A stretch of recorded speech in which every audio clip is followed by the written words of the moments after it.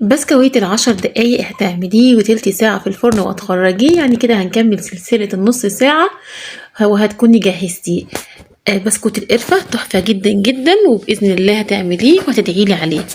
تعالي كده نقول المقادير ويلا بينا على التحضير.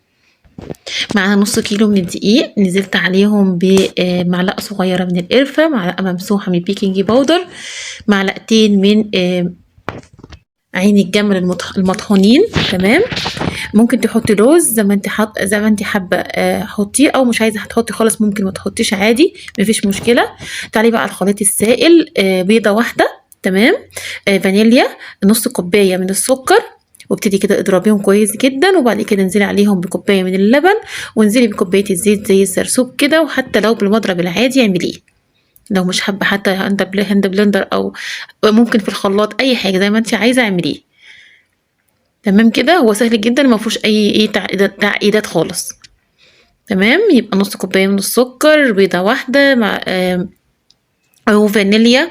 تمام. وبعد كده ضربتهم كويس جدا. انا هنا نزلت بالخليط على الدقيق، انت اعملي العكس افضل عشان انا بس متعوده، فايه اعملي العكس افضل. تمام. يعني انزلي بالدقيق على الخليط السائل واحده واحده بالتدريج، عشان ايه تعجني فيه لحد ما تبقى معاكي متماسكه، وفي نفس الوقت لينه جدا، يعني في ايدك كده ايه طريه جدا زي ما انت شايفه كده. انا شكلت حوالي 60 من البسكوته دي.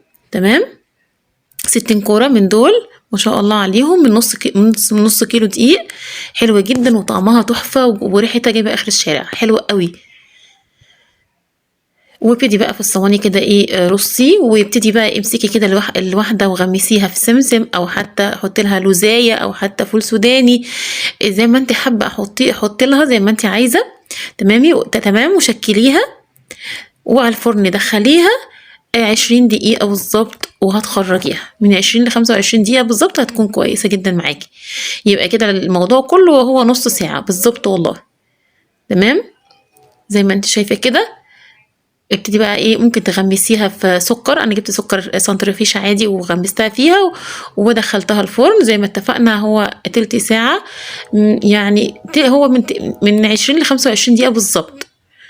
اشوفكم في فيديو جديد، لايك وشير، اوعي تنسيه. مع السلامة.